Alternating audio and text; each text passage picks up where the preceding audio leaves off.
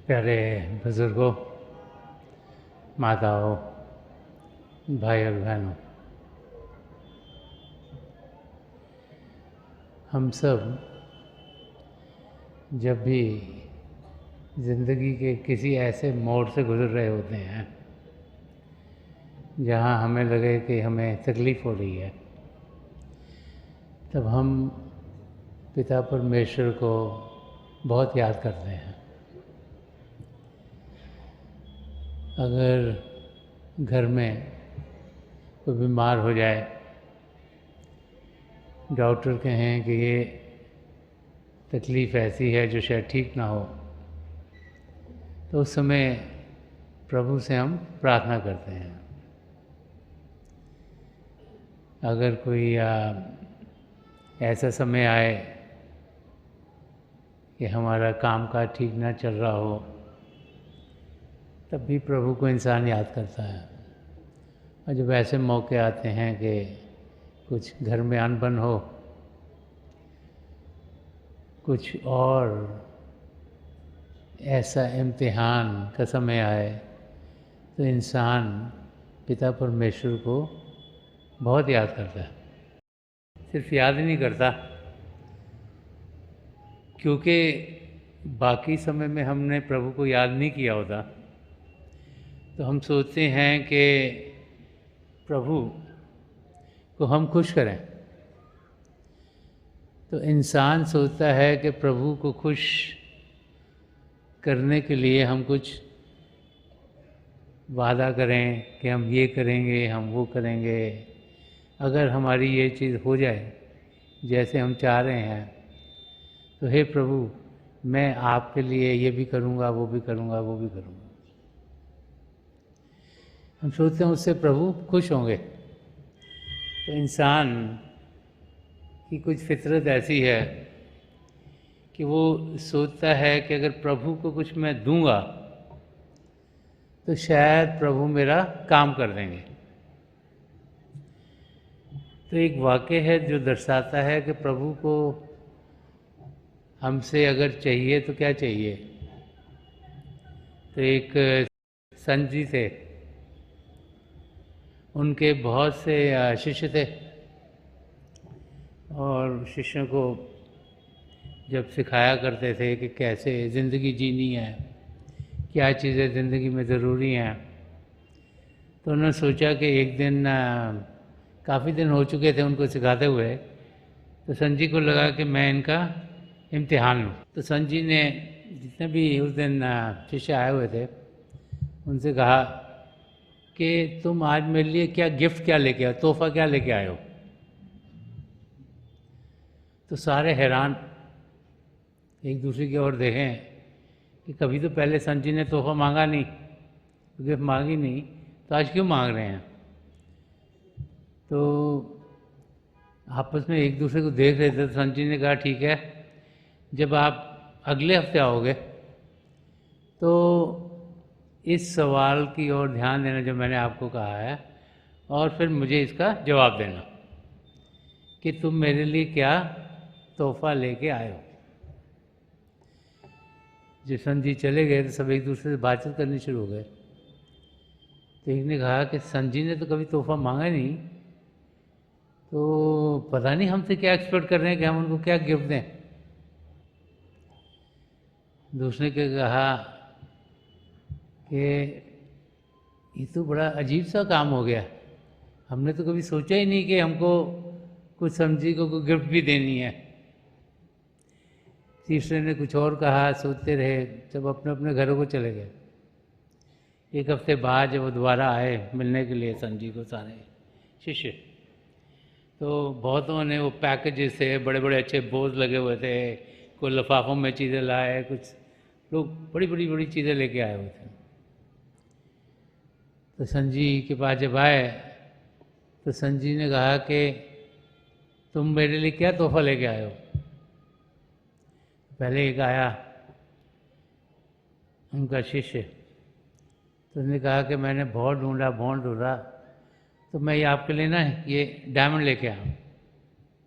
ये देखो कितना बड़ा डायमंड है, जब आप इसको पहनोगे तो जितने भी अमीर लोग हैं सब हैरान होंगे कि देखो आपके पास कितनी अच्छी चीज़ है।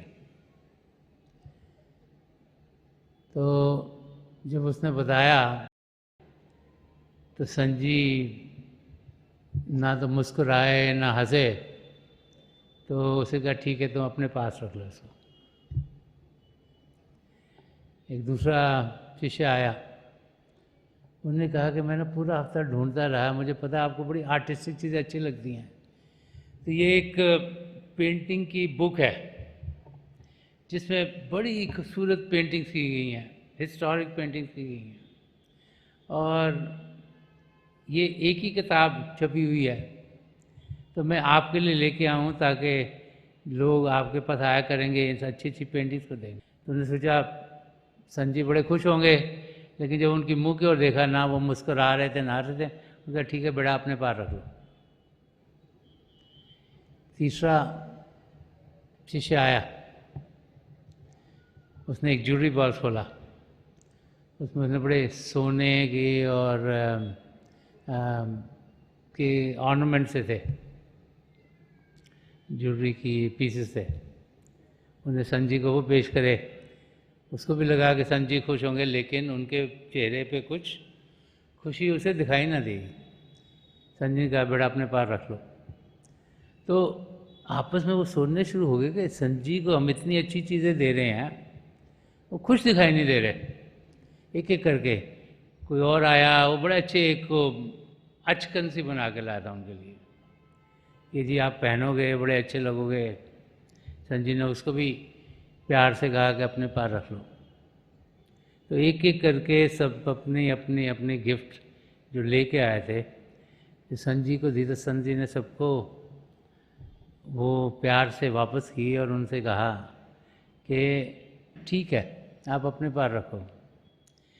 लेकिन सब ने यही एक्सपीरियंस किया, अनुभव किया कि संजी जैसे बहुत खुश नहीं हुए थे। अब शिष्य तो चाहता है कि उसके गुरु खुश हों, उनको समझ में नहीं आई कि पहले तो कह रहे हैं कि मेरे लिए तोहफा क्या लेके आए हो, और जब हम इतनी अच्छी अच्छी चीज़ें लाए हैं तो ये खुश नहीं हो रहे। सोच रहे थे आपस में कि सबको लगा कि कुछ बात समझ में नहीं आ रही। तो एक आखिर में एक शिष्य रह गया था और वो आगे आया नहीं। जब सब चले गए, जब सब दे रहे थे चीज़ें, तो पीछे बैठा हुआ था। तो संजी ने उसको पूछा कि तू कोई गिफ्ट नहीं लेके आया, तोहफा नहीं लेके आया? तो उसने कहा कि संजी मैं बहुत गरीब हूँ और मुश्किल से मैं अपने और अपने परिवार के लिए कुछ कमा पाता हूँ, तो मेरे पास कुछ पैसे नहीं हैं कि मैं आपको कोई तोहफा दे सकूँ। उसकी आंखों में से आंसू टपकने शुरू हुए। तो उसने कहा कि मैं ये आंसू प्रेम के और भक्ति के लिए आपके लिए लेके आऊँ, इसके सिवा मेरे पास कुछ है नहीं। तो जैसे ही संजी ने उसको सुना तो उनके चेहरे पे मुस्कुराहट आ गई और उन्होंने कहा कि मैं यही तुम सबको समझाना चाह रहा था कि जो पिता परमेश्वर हैं उनको हम सबसे कुछ चाहिए नहीं। हम लोग सोचते हैं कि प्रभु को हम ये गिफ्ट दे देंगे, इतना दान कर देंगे, इतना हम कुछ चढ़ावा चढ़ा देंगे कहीं पे जाके, इतना हम कुछ कह देंगे, हम जी 50 बारी चक्कर लगाएंगे इस जगह का, और कुछ कह देंगे कि हम खाना पीना छोड़ देंगे 5-10 दिनों के लिए, 15 दिनों के लिए, कि हम सोचते हैं कि हम प्रभु को दे रहे हैं। हम भूल जाते हैं कि सारी सृष्टि पिता परमेश्वर की रची हुई है, वो देने वाले हैं, उनको हमसे कुछ चाहिए नहीं। और अगर चाहिए तो हमारा प्यार और हमारी भक्ति। इंसान अगर ये समझ जाए कि संत महापुरुष जब भी इस धरती पर आते हैं, उनका काम है, जो उनको काम दिया जाता है कि वो हमारे अंदर प्रभु के लिए प्रेम को जागृत करें, हमारे अंदर प्रभु के लिए भक्ति के भाव हों। और अगर ऐसा हो जाए तो उनका काम पूरा हो जाता है, और वही तोहफा वो हमसे चाहते हैं। वो हमें देने के लिए आए हैं, हमसे लेने के लिए नहीं आए हैं। वो चाहते हैं कि हमारे अंदर प्रभु का प्रेम जागृत हो। वो चाहते हैं कि हम प्रभु को दिलो जान से प्यार करें, क्योंकि उनका मकसद है हमारे अंदर पिता परमेश्वर के लिए प्यार को जागृत करना। यही उनका काम है। और हम जो सोचते हैं कि प्रभु से हम कुछ बिजनेस कर सकते हैं, डील कर सकते हैं, कि पिता परमेश्वर कहें कि हमारे काम कर दो, हम आपको ये दे देंगे, हमारी गलतफहमी है। प्रभु हमसे बहुत प्रेम करते हैं, और इसीलिए बार बार कोई भी धर्म ग्रंथ अगर आप पढ़ेंगे तो उसमें आपको यही समझाया जाएगा कि जिन्होंने पिता परमेश्वर से प्रेम किया उन्होंने ही प्रभु को पाया। तो हमें प्रभु के प्रेम का अनुभव करना है और प्रभु को प्रेम से पुकारना है। और जब प्रेम का रास्ता इख्तियार करेंगे तो हम देखेंगे कि हमारे कदम तेज़ी से अपनी मंजिल की ओर बढ़ जाएंगे। अब प्रभु को हमने देखा नहीं, जाना नहीं, पहचाना नहीं, इन आँखों से तो देख नहीं सकते, इन कानों से उनको सुन नहीं सकते, तो उनसे प्रेम कैसे करें?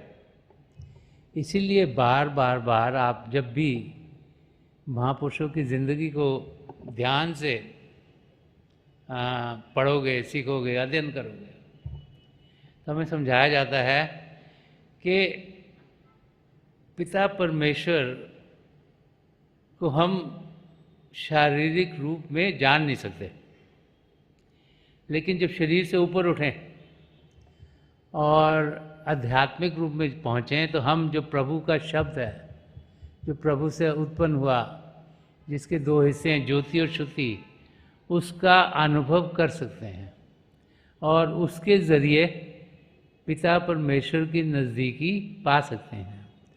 उस शब्द के साथ जुड़ना ही अभ्यास करना है। उसे मेडिटेशन कहें, भजन सिमरन कहें, शांत अवस्था में बैठें, शरीर को शांत करें, मन को शांत करें। वो शब्द जो कण कण में समाया हुआ, वो शब्द जो पिता परमेश्वर से उत्पन्न हुआ, वो शब्द जिसके ज़रिए सारी सृष्टि रची गई, उस शब्द को हम सब एक्सपीरियंस कर सकते हैं, उसके साथ जुड़ सकते हैं। वो हमारे अंदर चल रहा है, 24 घंटे चल रहा है। हम उसका अनुभव इसलिए नहीं करते कि हमारा ध्यान बाहर की दुनिया में इंद्रियों के ज़रिए जा रहा है। तो अगर प्रभु से प्रेम करना है, अगर प्रभु की भक्ति करनी है, तो हमें अभ्यास करना होगा, शांत अवस्था में पहुंचना होगा, शरीर को शांत करना होगा, मन को शांत करना होगा, ताकि अंदर की दुनिया में जहाँ प्रभु बस रहे हैं वहाँ पर हम पहुँच सकें।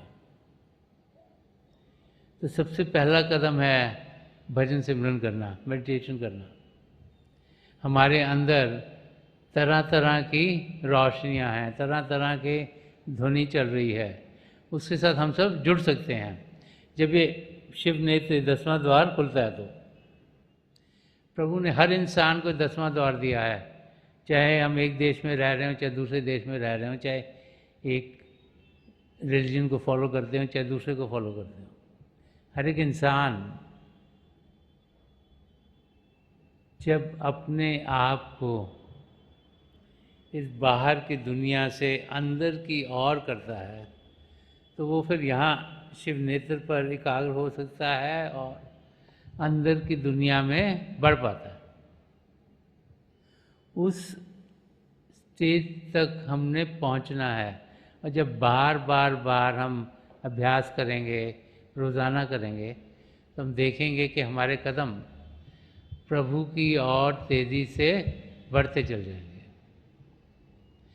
दूसरी चीज़ जो मददगार होती है प्रभु से प्रेम करने की, वो इस किस्म की है जैसे संत दर्शन सिंह जी महाराज ने अपने एक शेर में फरमाया एक लाइन में कि खुदा से इश्क किया आदमी से प्यार। कि अगर पिता परमेश्वर से हमने प्रेम करना है तो फिर हमें ये जानना है कि प्रभु तो हर एक के अंदर बस रहे हैं, तो हर एक से हमें प्रेम होना चाहिए, हर एक से प्यार करें। और हर एक से प्यार करने का मतलब है कि हर एक के हम मददगार हों। जिससे भी हम प्यार करते हैं हम चाहते हैं कि उनकी ज़िंदगी बेहतर हो। हम नहीं चाहते कि उनको कोई भी तकलीफ़ हो।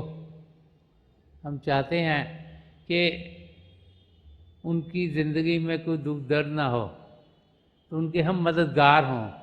तो जिसे निष्काम सेवा कहा गया है,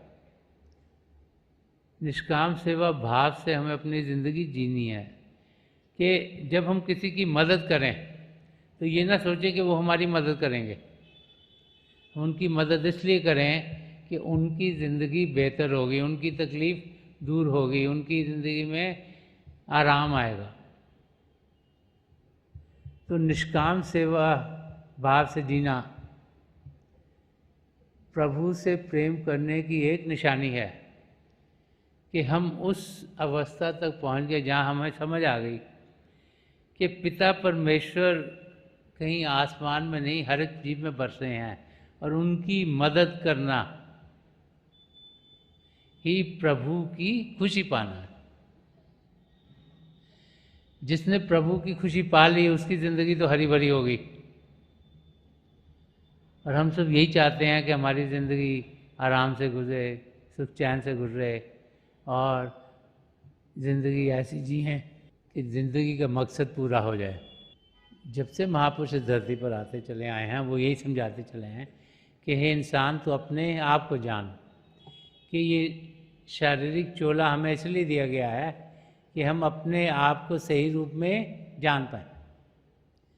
और जब अपने आप को सही रूप में जान पाएंगे कि हम शरीर नहीं, हम मन नहीं, हम अपना दिमाग नहीं, कि हम एक आत्मा हैं, वो आत्मा जो परमात्मा का अंश है, वो आत्मा जो प्रभु के प्रेम से भरपूर है, तो फिर हमारे कदम प्रभु से एक में एक होने की ओर बढ़ने शुरू हो जाएंगे।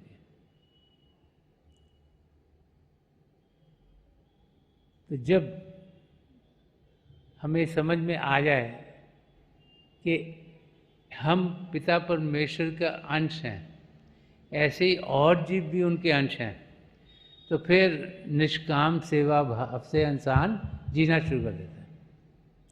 समझ में आती है कि हम सब एक ही हैं, हम कोई अलग अलग नहीं। और फिर एक दूसरे की मदद करना ये हमारी ज़िंदगी में भरपूर हो जाता है।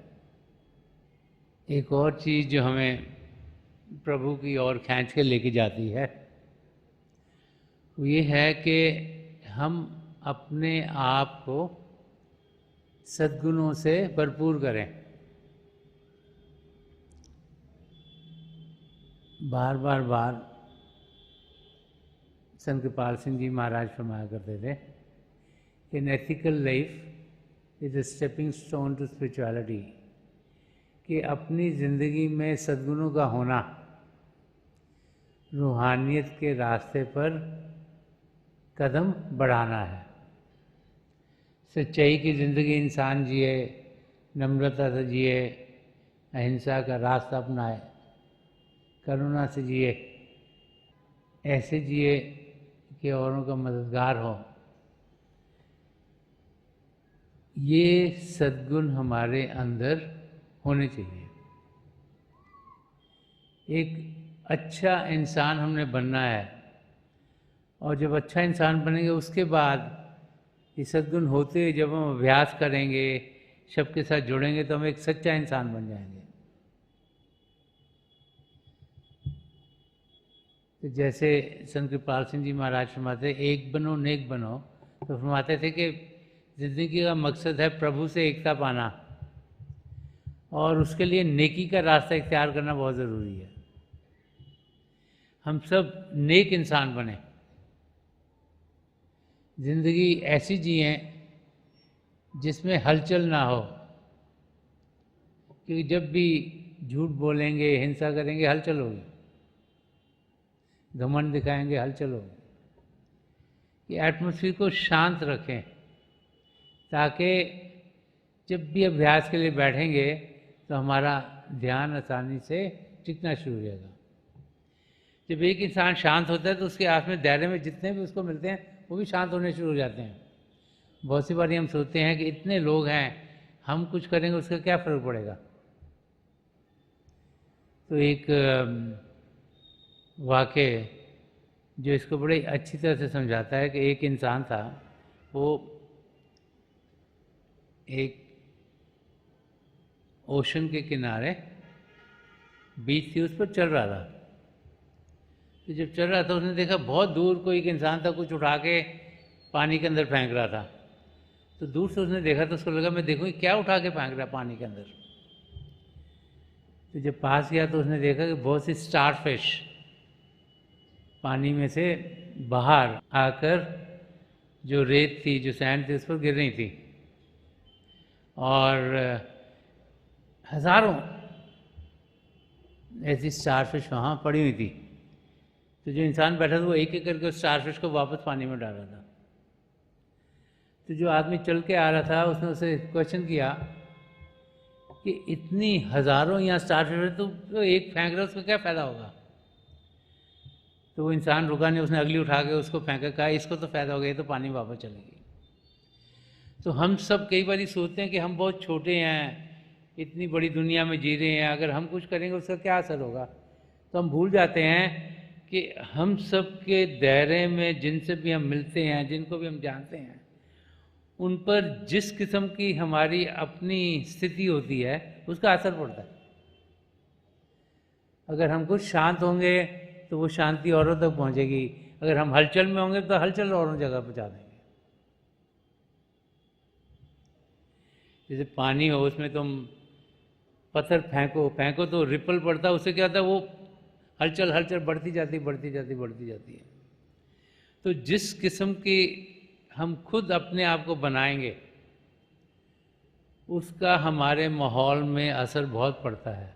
तो इसीलिए बार ये भी समझाया जाता है कि हम सद्गुणों को ज़िंदगी में ढालें ताकि हलचल ज़िंदगी से दूर हो। जहाँ हलचल होगी वहाँ शांति हो नहीं सकती, जहाँ शांति हो नहीं सकती वहाँ पिता परमेश्वर को पाया नहीं जा सकता।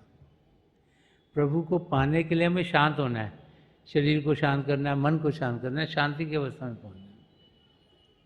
तो इंसान की ज़िंदगी में कोई हलचल ना हो, वो सद्गुणों से भरा हो, तो फिर वो सही मायनों से अपनी मंजिल की ओर कदम बढ़ा सकता है। हमें ये जानना चाहिए कि प्रभु ने हम पर बड़ी दया मेहर की है।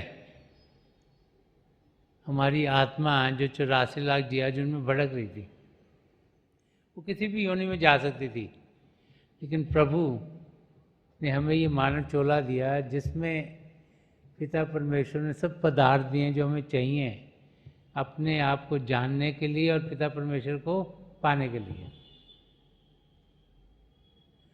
तो उन की खुशी